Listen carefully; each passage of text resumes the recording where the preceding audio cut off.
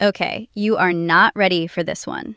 What if Jon Hamm had stayed a struggling waiter in LA instead of becoming Don Draper?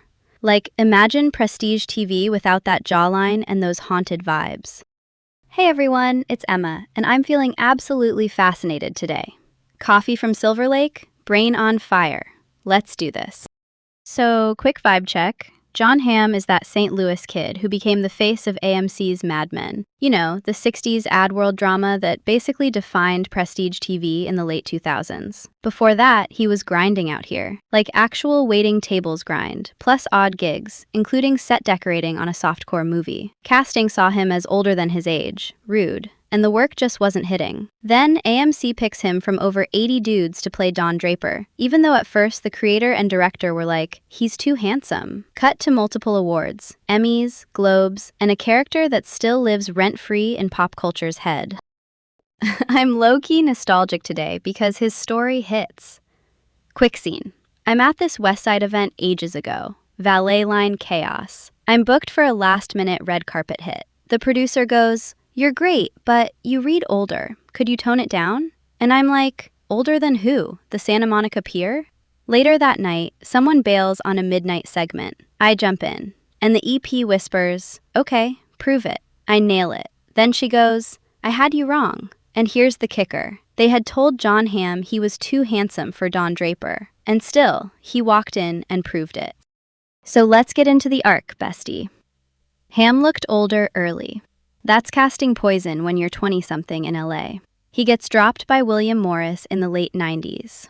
That's a top agency. And he's like, I give myself until 30 or I'm out. He keeps waiting tables, does stage with Sacred Fools in Hollywood, literally decorates a softcore set to pay rent. Big yikes, but also hustle is hustle.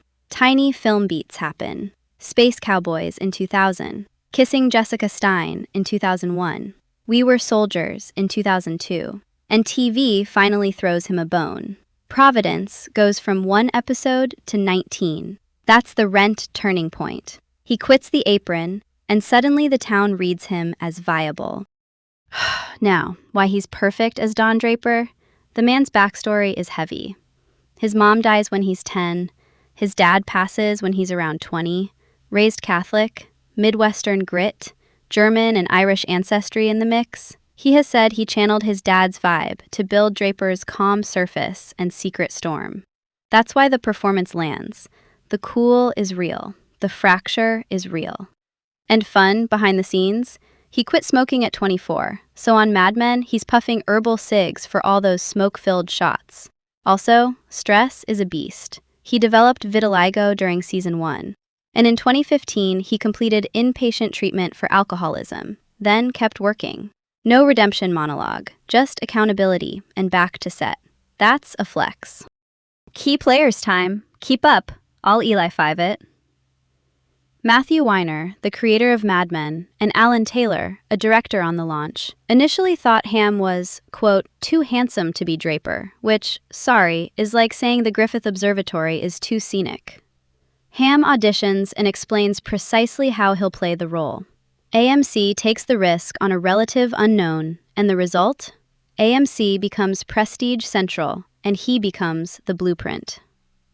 His parents, Deborah and Daniel, are the emotional engines behind the performance, especially his father's memory. That's Draper's mask and ache. Jennifer Westfeldt, the writer-actor he partnered with for years, co-founds a company with him. They make Friends with Kids in 2011, prove he's not just a suit on a set, but producing. Tina Fey, comedy powerhouse who created 30 Rock, casts him as the hot, oblivious neighbor, and he even lands 3 Emmy nominations for guesting, which says, hi, I can do funny too. Then there's Noah Hawley, the mind behind Fargo and Legion, who brings Hamm into Legion and later casts him as Sheriff Roy Tillman in Fargo's Season 5. Different flavor, still magnetic. Daniel Radcliffe, yes, Harry Potter, partners with Hamm on A Young Doctor's Notebook. The chemistry is weird and great. And Anna Osceola, an actor who popped up in the Mad Men finale as a retreat receptionist, ends up marrying him at that real Big Sur spot used in the finale in 2023. Kismet. The TV to real-life pipeline is wild. Also, a note on the Messi file. In 1990, at the University of Texas, Hamm was arrested with others over a fraternity hazing incident. He later admitted to hazing under a deferred adjudication plea. Think of that like completing certain conditions so charges can be dismissed. The Sigma Nu chapter got shut down, and detailed allegations appear in lawsuit documents. Complicated truth, and it's part of the public record of who he was before Hollywood calcified his image. Big unanswered question. The movie Stolen. Some places list it as 2009, others 2010. Either way, it's his first feature lead as a grieving cop dad. Do the dates matter? Sorta. Early recognition can snowball if press frames it right. Festival year versus wide release can shift the narrative by a whole season. With Hamm, I actually love the ambiguity. It mirrors the vibe of his early career. Present, working, hard to categorize, until Mad Men snaps everything into focus. Lasting relevance. It's giving icon. Don Draper's silhouette is still shorthand for 60s style. Slim suit, skinny tie, an old-fashioned, a secret. SNL loved spoofing him, and Hamm has hosted multiple times, cameos for years, and he returned to host again in 2025, longevity. His comedy creds are deep. Bridesmaids sleaze, Unbreakable Kimmy Schmidt cult leader chaos, Curb as himself, unserious king. Meanwhile, the ad work is its own empire. He's been the US voice of Mercedes-Benz since 2010, did American Airlines in 2013, that Apple TV Plus meta spot Everyone But Jon Hamm in 2022, and the progressive ads flirting with Flo. Voiceover Kingdom includes Shrek Forever After, Minions, which made about $1 billion, and Transformers 1, and he's voicing and exec producing the Fox tune Grimsburg. On the film side, The Town, Baby Driver, Top Gun, Maverick, Confess, Fletch, which is like if a martini learned sarcasm. And the man's a St. Louis superfan. He narrated the Cardinals' 2011 World Series film and even hit a celebrity softball homer in 2012. Wholesome flex. One more layer. Public stances. He backed Obama in 2012. Did a 2014 PSA on campus sexual assault with Kerry Washington, hit a Clinton fundraiser in 2016, narrated an ad for Missouri Democrat Lucas Kunce in 2023, and endorsed Adam Schiff for Senate in 2024. He's not hiding where he stands, which, in our current media climate, is a choice with real stakes. Love that for him, or hate it, it's consistent. And because the internet never sleeps, his 2025 dance in Your Friends and Neighbors goes viral on TikTok. The man is still memeable. Career durability is the new hot, period.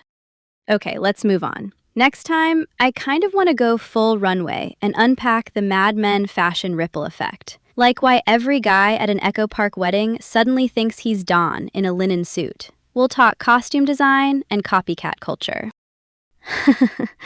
All right, this was a ride. So that's the tea, folks. Major food for thought, right? Until next time. Later.